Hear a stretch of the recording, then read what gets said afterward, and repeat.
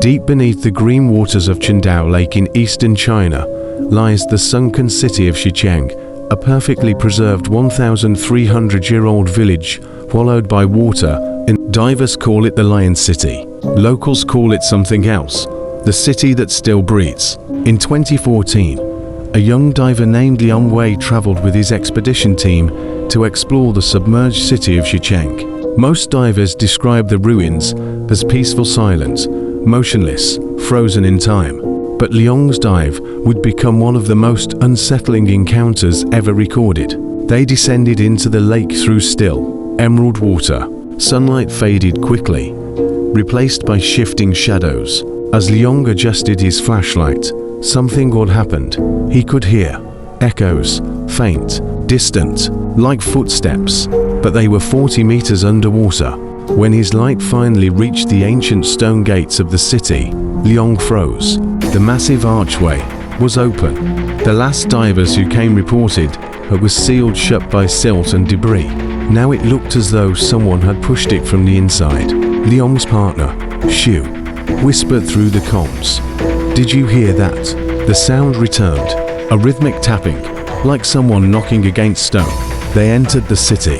Inside, the water felt colder, unnaturally cold, even through their suits. Ancient homes lined the streets, roofs still intact, statues still standing, all preserved far too perfectly. Liang swept his light across an abandoned shop. Something moved inside something small, drifting gently.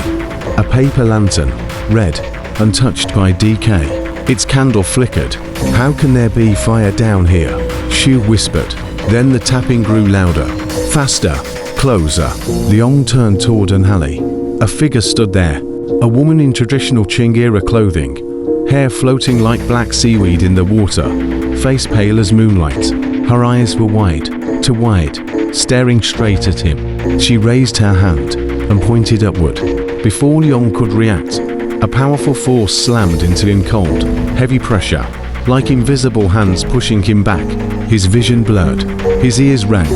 He felt himself being dragged toward the city gates. Xu screamed through the comms. Liang swam. They bolted out of the ruins, kicking against the freezing current until they burst into warmer, safer water. Once they surfaced, Liang tore off his mask, gasping. The boat crew hauled them on board. "You stayed too long," the captain muttered. "There are stories about Shicheng, about people who died before the flooding, people whose spirits never left." Liang looked down at his arm. There were finger marks then, pale impressions that faded slowly as he watched. Weeks later, when the diving team reviewed the camera footage, the moment he saw the woman, the screen went black. Only one frame remained intact, a blurred shape behind Liang, reaching for him with long, pale fingers. Shicheng remains one of the world's most preserved underwater cities. For more content like this, like and subscribe.